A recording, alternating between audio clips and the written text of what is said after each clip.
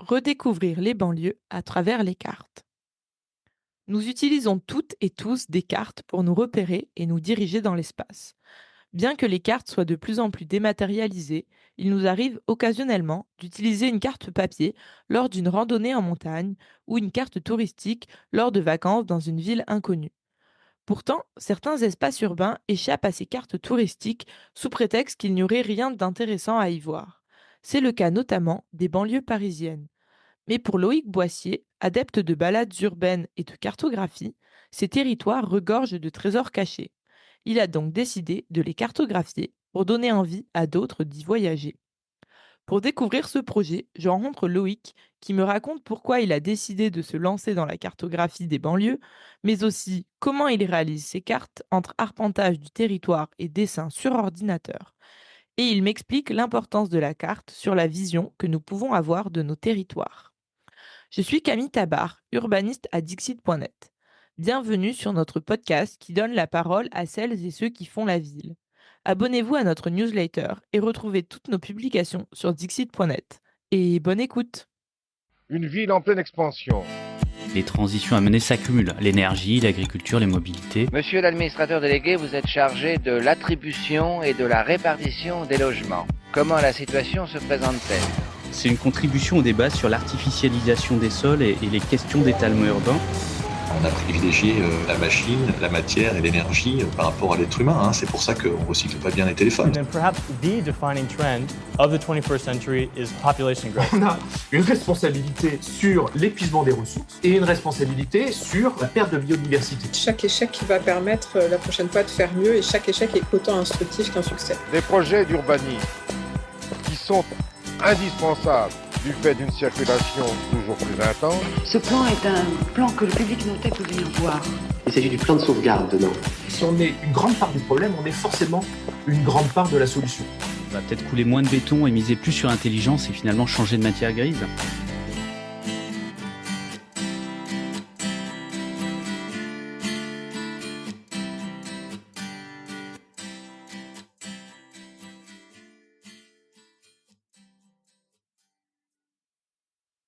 Loïc Boissier, bonjour. Bonjour. Loïc, tu es passionné de cartographie et il y a 4 ans, tu as décidé de te lancer dans la conception de cartes, même si tu n'es pas cartographe de formation. Pourquoi avoir décidé de te lancer dans un tel projet? Parce que, comme beaucoup de gens, j'ai une fascination pour, les cartes en général. Je suis aussi randonneur, alpiniste et j'aime bien utiliser les cartes, à la campagne. Mais là, il y avait aussi, l'envie de raconter des territoires qui sont un peu délaissés, par les guides, par les cartes et notamment la proche banlieue de Paris. Voilà et donc je me suis dit si pour raconter cette banlieue qui me fascine un peu parce que je vais m'y promener, je me suis rendu compte qu'elle est beaucoup plus, riche, accueillante, fascinante que ce qu'on croit parfois, et je me suis dit que la carte serait probablement le meilleur, média pour rendre compte de cette réalité.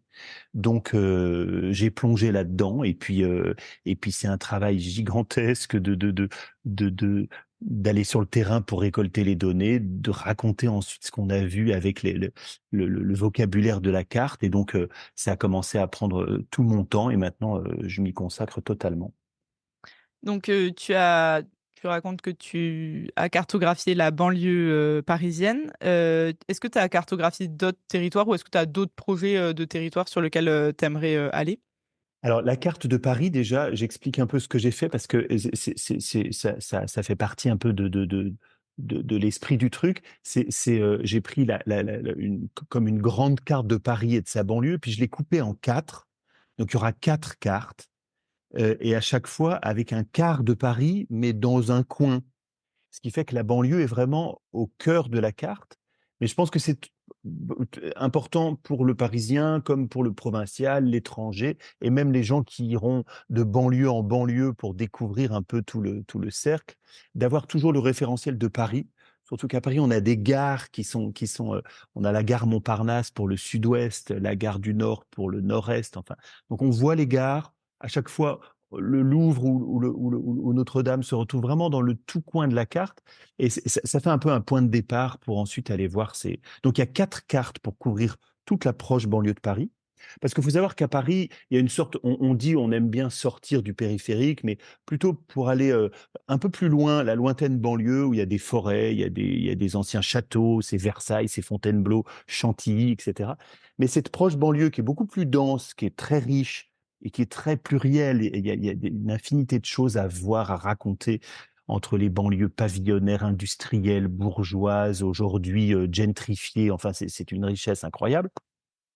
Eh ben, elle est plus difficile à lire. Donc la carte le permet, je pense. Et puis, j'ai eu aussi très vite envie de faire une carte de Marseille, qui elle sera en 2 cartes, une partie moitié nord, moitié sud, parce que Marseille est une ville assez nord-sud, orientée vers l'ouest, contrairement à ce qu'on croit souvent. Elle est ouverte sur la mer vers l'ouest. Et Marseille est une ville aussi que, alors pour le coup, je la connaissais très mal, et je pensais qu'elle était justement qu'elle était un peu rétive à déchiffrer. On me disait, mais si, tu verras, c'est comme des villages, et puis à la fois il y a des cités, et puis j'avais du mal à comprendre comment ça marchait. Et en fait, Marseille est une ville très particulière puisque elle n'a pas de banlieue. Sa banlieue est dans la ville. Euh, et très vite, on a la campagne, la montagne. Il y a donc une grande porosité avec la nature, ce qu'on oublie souvent quand on parle de Marseille. Voilà. Et donc, je pense que la carte, là aussi, va bien la raconter. Et puis, je finirai probablement par une carte de Lyon, qui sera une seule carte, parce que Lyon est une ville un petit peu plus petite que Marseille. Voilà, donc pour ça que j'ai aussi nommé mon projet PLM, Paris-Lyon-Marseille, puisque c'est l'ancien nom qu'on donnait à la ligne de chemin de fer qui reliait Paris-Lyon-Méditerranée, cette colonne vertébrale de la France et ces 3 villes que j'aime beaucoup. Moi, je suis natif de Lyon, j'ai vécu toujours à Paris et j'ai besoin de Marseille. Je trouve qu'elle raconte quelque chose de plus.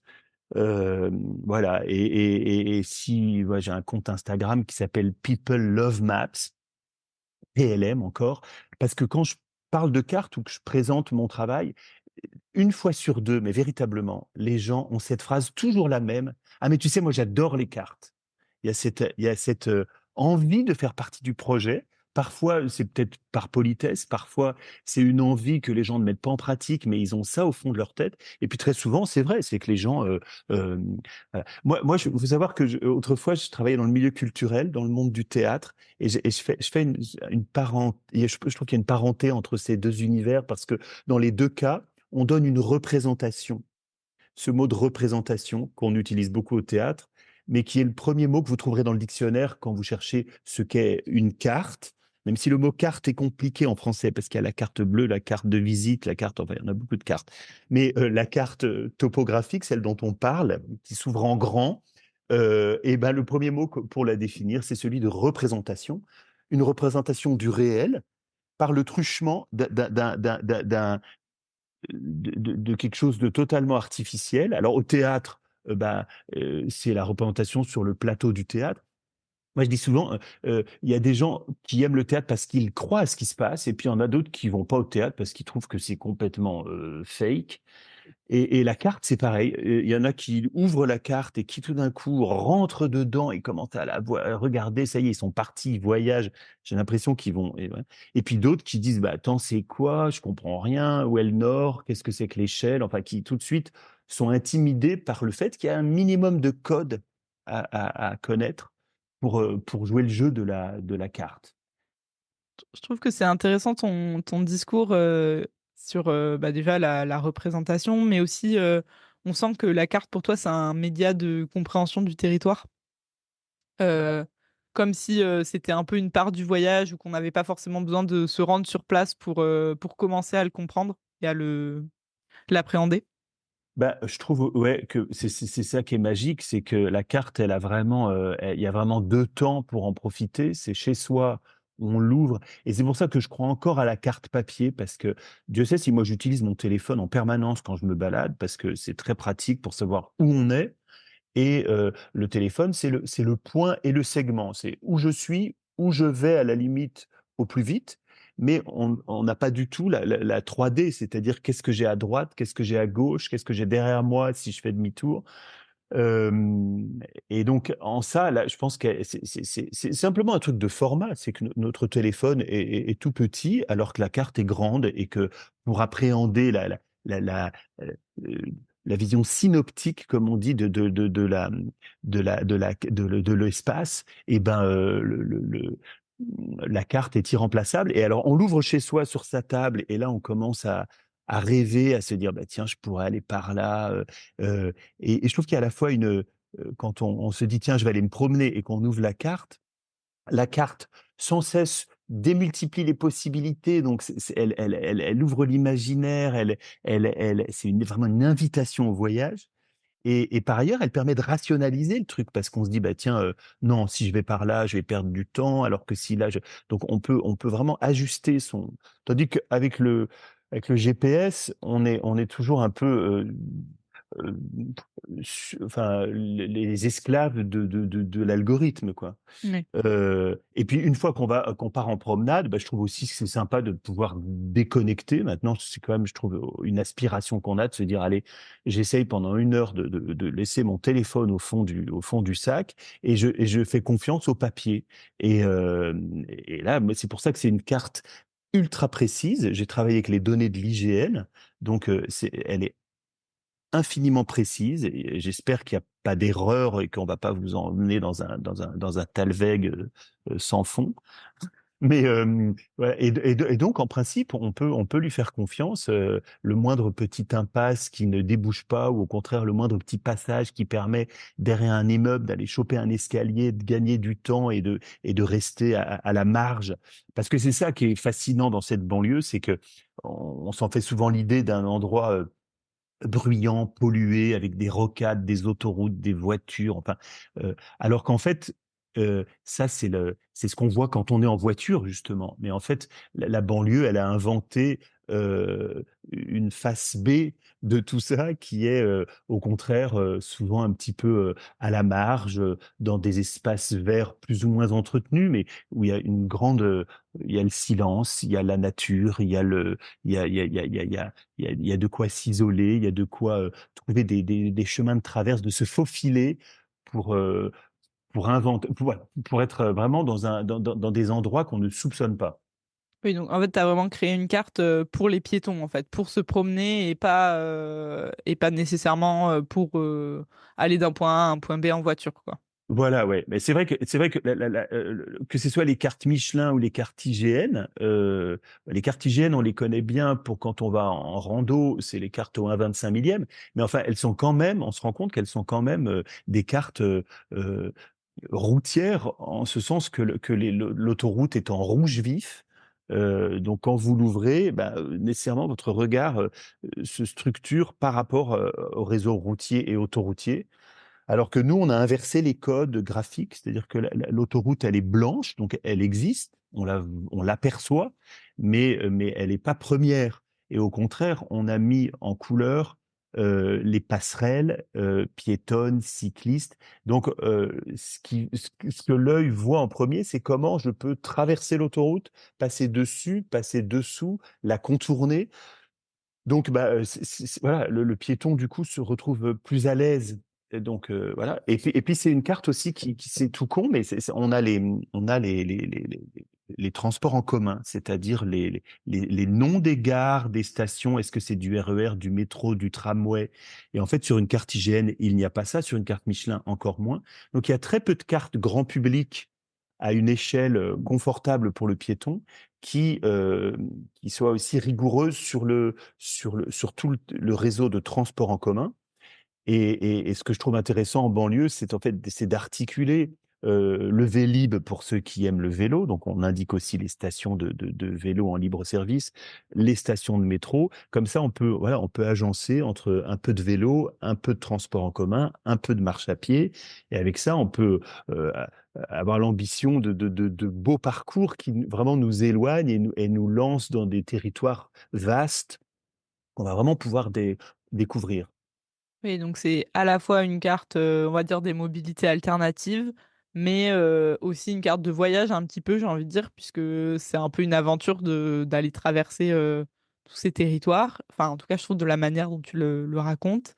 Et il me semble que sur les cartes, tu as également référencé des sites architecturaux ou patrimoniaux un peu d'intérêt à découvrir. Oui, alors, enfin, moi, en fait, c'est une carte touristique. Ce mot Ok. de touriste, parfois, il me gêne un peu parce que autrefois, on disait le voyageur, il découvre et le touriste, il reproduit ce que le voyageur a découvert, quoi. Là, moi, j'invite chacun à être voyageur. Donc, c'est pas le touriste qui sans cesse revient sur les mêmes endroits que ses prédécesseurs. Là, chacun peut organiser son voyage, mais j'ai travaillé avec Pierre Cahurel, qui est un graphiste nantais, qui designer, qui fait beaucoup de choses, mais qui a eu l'intelligence de dompter un logiciel qui s'appelle Illustrator pour en faire un outil de cartographie inventif, maniable. Donc on a pu, même si les données sont celles de l'IGN, ensuite nous on a inventé une charte graphique pour faire parler ces données avec nos objectifs. Et l'idée, c'était vraiment de donner l'aspect d'une carte touristique, en fait. Et tout comme on pourrait avoir une carte de Venise ou de la Toscane, enfin, on imagine quand on achète une carte touristique de Venise, qu'elle va être élégante, avec des belles couleurs, tant tout ce qu'elle raconte, et on le sait, déjà beau, en fait. Vous voyez, là aussi, il y a il y a ce qu'on sait du territoire quand on ouvre la carte. Donc à Venise ou à New York, on sait qu'on va voir que du 4 étoiles, quoi. Mm. Alors qu'en banlieue, on se dit: «Oh là là, mais je vais longer des zones industrielles, je vais errer, je vais perdre du temps, la marche va être interminable», tout ça pour apercevoir, alors que non, nous on a essayé de créer des corridors de verdure, des corridors de beauté, des corridors d'intérêt. Et donc, si vous les suivez, en principe, vous devez pouvoir marcher 15-20 kilomètres ou moins si vous êtes fatigué, sans jamais être malheureux, en étant toujours loin des voitures, toujours proche des zones de verdure, des zones d'intérêt. Et oui, on a du coup mis en valeur tout ce qui est patrimoine, mais le patrimoine, c'est vaste. C'est les lieux culturels, c'est l'architecture remarquable, l'architecture du XXe siècle aussi, parce qu'en banlieue, bah, il y a des cités qui sont très intéressantes d'un point de vue sociologique, architectural, historique. Euh, donc, il y a toutes les strates de l'histoire dans la banlieue. Il y a des témoignages de châteaux du XVIIIe, d'architecture industrielle du XIXe, des cités-jardins du début du XXe siècle, des cités plus récentes, et puis encore tout récemment, des choses très audacieuses en matière d'architecture. Et ce qu'il faut savoir aussi, c'est qu'il y a, dans tout le sud de Paris, va s'ouvrir bientôt une grande ligne de métro qui s'appelle le Grand Paris Express, la ligne 15, qui est un truc incroyable. C'est aujourd'hui le plus grand chantier d'Europe, quasiment. Et là, ça va être un outil pour partir à la découverte de l'approche banlieue qui va être génial. Donc, toute la carte du sud de Paris, elle sera prête, elle sera éditée. Pour l'instant, on a édité qu'un huitième du projet, dans un premier document qui était structuré autour du prolongement de la ligne 11 du métro. C'est un peu technique, c'est pour les Parisiens. Mais bientôt, toute notre partie sud sera disponible pour l'ouverture de cette ligne 15 qui sera un outil incroyable pour aller, voilà, pour se déplacer et rejoindre différents points d'intérêt dans la banlieue sud. Et du coup, là, tu parles du prolongement de la ligne 11, du Grand Paris Express. Du coup, tu travailles avec la RATP aussi pour la diffusion des cartes ou pas du tout? Alors, pas vraiment, pas vraiment. J'ai essayé de me rapprocher d'eux, mais à Paris, c'est compliqué, hein, parce que la RATP, c'est un peu l'opérateur, mais en fait, la personne qui s'occupe des publics, c'est Île-de-France Mobilité. Ceux qui construisent le Grand Paris, c'est la Société du Grand Paris qui est devenue la Société des Grands Projets. Enfin, il y a beaucoup de partenaires. Et puis, mine de rien, je sais pas. Pour l'instant, moi, j'ai envie de garder une certaine autonomie parce que la carte, c'est aussi un acte assez politique. Moi, j'ai bien vu, je suis allé rencontrer des élus, des fonctionnaires des différentes communes ou collectivités que je couvre. Et dès que vous leur montrez la carte, ils disent, bah, qu'est-ce qu'elle dit de ma politique? Qu'est-ce qu'elle dit de ce que je veux qu'on dise de mon territoire, quoi. Oui. Donc, voilà. Alors, moi, j'essaye d'être assez neutre parce qu'encore une fois, c'est une carte assez, c'est une carte amoureuse du territoire. C'est une carte, un petit peu subjective parce que voilà, on a des partis pris, il y a beaucoup de choses qu'on omet aussi. C'est pas une carte aussi de, on n'indique pas les restaurants, les hôtels, voilà, il y a pas de consommation. C'est à part les musées et les lieux culturels, c'est une carte qui est plutôt une carte, voilà, pour lever les yeux, heu voilà. Et c'est vrai que les gens heu, les les, les opérateurs, ils veulent avant tout mettre en avant les lieux de consommation, les poneys clubs, les lieux, je sais pas quoi, bah, toutes choses que nous on n'a pas spécialement envie de. Mais même les lieux sportifs, les piscines, et cetera, on les indique, mais voilà, c'est pas une carte qui est faite pour aller, consommer à 500 mètres de chez soi, quoi. C'est plutôt une carte pour des voyages de long cours. Oui, c'est pour, plus, se traverser le territoire que vraiment, s'arrêter et consommer, quoi. Voilà, ou c'est s'extraire de chez soi, parce que voilà, pour trouver la bonne piscine ou le bon resto à côté de chez soi, bah, il y a 1000, sites, faits pour ça, quoi. Et est-ce que tu peux nous raconter, du coup, comment, c'est quoi les étapes de conception d'une carte? Puisque, donc tu dis que tu travailles avec, Pierre Cahurel de l'agence GRR, donc à Nantes, que je connais bien parce qu'on partage les bureaux avec eux. Donc comment tu conçois, cette carte? Bah, ça a été un travail, en fait, de tâtonnement entre des déplacements sur le terrain.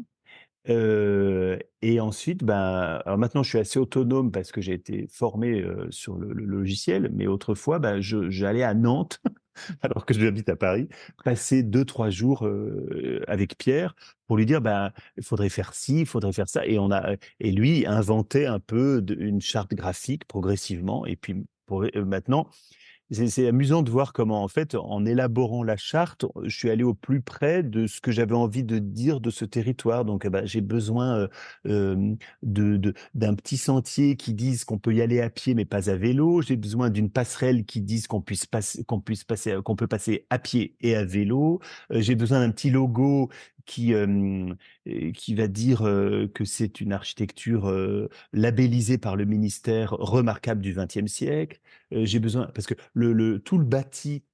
Faut savoir qu'une carte, en fait, elle est largement, organisée avec 2 données qui sont ce qu'on appelle le bâti, tout ce qui a été construit, et le réseau viaire, qui sont toutes les voies.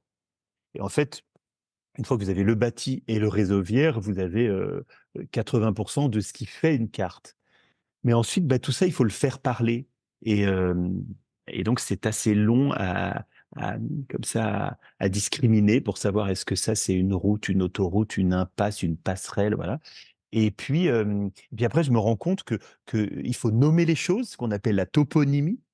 Heu et ça, c'est très important parce que si on a la place pour mettre, jolie stèle, par exemple, une fois, il y a une stèle, qui rend hommage à aux mères de famille. Il y a ça dans une ville de banlieue, je trouve ça, c'est très Front populaire. Hem, heu et ben, j'ai pu mettre jolie stèle. J'ai la place de mettre ça, et je me dis: «Bah, si je dis qu'elle est jolie, peut-être que les gens feront le détour pour venir la voir», voilà. Donc, la façon de nommer les choses est fondamentale, et puis après d'organiser la donnée dans l'espace. Vous voyez, s'il y a un joli petit espace vert que vous voulez mettre en valeur, ben faut pas qu'il y ait, les noms de ce qu'on nomme à côté viennent couvrir donc on va pousser toutes les données de façon à faire un écrin visuel qui donne envie d'aller voir ce petit espace vert, et donc en fait, en permanence, on pousse les données, on les organise de façon à créer des corridors, des espaces. Visuellement, en fait, on organise le voyage. C'est ça qui est fascinant. Il suffit de déplacer les données et tout d'un coup, on se rend compte que ce carrefour, on lui donne une importance, ou au contraire, on le met de côté, et on invite les gens à passer, plus loin. Et tu racontais que du coup, c'était un aller-retour quand même aussi entre le terrain et donc du coup, tout le travail que tu fais, de cartographie, sur Illustrator, je crois que tu disais. Du coup, le terrain, c'est tu vas arpenter, tous les territoires que tu cartographies? Quasiment, quasiment. Alors OK. parfois, voilà, parfois quand c'est une zone pavillonnaire et qu'il y a 10 rues parallèles, alors j'utilise aussi, les Google Maps, parce que vue d'avion, c'est très précis. Puis on peut même, vous l'avez déjà pratiqué, on peut aller dans une rue quasiment, lire sur les boîtes aux lettres aujourd'hui avec les outils, donc j'utilise quand même beaucoup ça quand je rentre de ma sortie pour revérifier si je me suis pas planté et puis ensuite pour, voilà, si je suis passé dans une rue, bah, avec les outils de Google Maps, là, je vais voir les 3-4 rues parallèles pour être sûr qu'il y a pas de mais je suis quasiment effectivement allé en tous les cas partout où il y a quelque chose d'un petit peu, heu, étonnant, différent, et puis Google Maps ne passe pas partout, donc voilà, moi quand je repère qu'il y a peut-être un petit sentier qui passe derrière une résidence et qui permet de rejoindre le cimetière machin, puis, alors j'indique aussi beaucoup comment on peut traverser. Est-ce qu'un cimetière est traversant? Est-ce qu'un parc est traversant? Et je l'indique de façon à ce que, voilà, vous puissiez être le plus longtemps possible dans des espaces préservés, parce que traverser un beau cimetière, c'est souvent, intéressant ou évidemment un parc, donc mais oui, je me rends compte que quand on va à l'endroit, on mesure, heu, l'esprit de l'endroit, et puis j'ai envie de, mine de rien, de porter un avis presque sur chacun de ces endroits, et là encore, par la couleur, par plein de petits signes, je donne envie d'aller à cet endroit-là, ou au contraire, par d'autres, je vais essayer heu, de faire comprendre que c'est pas la priorité et qu'il y a mieux à trouver comme passage ou comme, centre d'intérêt un peu plus loin, quoi. Donc pour être sûr de cette, hiérarchie, même si le mot me fait un peu frémir, mais il y a rien de mieux que d'aller, bah, là, en ce moment, il fait très beau à Paris, et hier, je suis allé faire 50 kilomètres à vélo, vraiment aux confins de ma carte, du côté, et il y a une grande ferme qui vend des produits. Alors là, c'est les gamins taillaient des citrouilles parce que c'est bientôt Halloween. Enfin, il y avait un endroit très festif, très, très chouette de de de partage, et d'une grande ferme qui vend ses produits. C'est vraiment aux confins de la carte et donc de la région parisienne. À côté de ça, il y a le campus d'HEC qui est une sorte de forteresse, un peu d'un autre âge, mais tout aussi fascinante. Donc voilà, là, j'ai besoin d'aller voir aussi, souvent les frontières aussi. Je marque un peu les murs, parce que la banlieue, c'est surtout ça, c'est qu'il y a des endroits où on ne peut pas passer. Et ce qui est amusant, c'est que dans l'ouest parisien, qui est un peu plus bourgeois, c'est souvent qu'il faut contourner les golfs, les grandes entreprises qui se barricadent. Et dans l'est, bah, c'est plutôt, qu'il y a des emprises SNCF gigantesques, qu'il y a des nœuds autoroutiers, où vraiment on ne peut pas passer, même si on le souhaitait. Il y a des anciennes zones industrielles qui parfois obligent à faire un détour de 2 kilomètres à pied. Donc là, voilà, cette adversité du: «Est-ce que ça passe? Est-ce que ça passe pas? Est-ce que je vais être obligé de contourner cet endroit pendant 3 kilomètres?» Ça, la carte, le dit mieux que n'importe quel site internet. C'est un travail, titanesque, de quand même d'aller arpenter, tous ces territoires. Mais, pour avoir une de vos cartes, au bureau, je trouve que ça vaut le coup parce que franchement les cartes sont des très beaux objets déjà en soi. Tu disais oui, qu'il y a des gens qui trouvent que la carte c'est un bel objet et qui l'affichent chez eux. Franchement, celle que vous avez créée, avec Pierre, elle vaut le coup, de ce point de vue-là. Et puis c'est très poétique je trouve de découvrir, les banlieues sous un autre regard. C'est très intéressant. Bah, merci. Non, mais c'est vrai qu'on vise aussi à des objets esthétiques, et idéalement que les gens puissent les mettre, et envie aussi de la mettre au mur chez eux. Heu et puis, et quant à la poésie, bah, elle est partout en banlieue, c'est certain. Enfin d'ailleurs, aujourd'hui, on parle presque du Grand Paris, et je crois que ce grand Paris qui a été rêvé par plein d'hommes politiques depuis 50 ans, aujourd'hui devient une réalité. Le périphérique devient poreux. Les gens qui habitent le 19e se sentent beaucoup plus proches des gens qui habitent à Pantin que de ceux qui habitent dans le 8e arrondissement. Et ça, on peut dire ça presque partout. Et, souvent, aujourd'hui, il y a quand même un discours assez déprimé sur ce qui fait société, sur les inégalités, et tout ça est réel. Ces inégalités, quand on se promène en banlieue, elles nous sautent aux yeux, que ce soit à Paris ou à Marseille.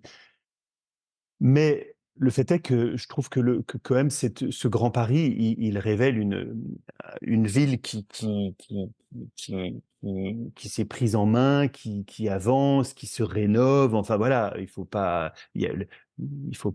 trop déprimer. Faut prendre ses pieds, son vélo et aller voir la richesse de cette métropole. Elle est fascinante. Elle est magnifique. Elle est pacifiée.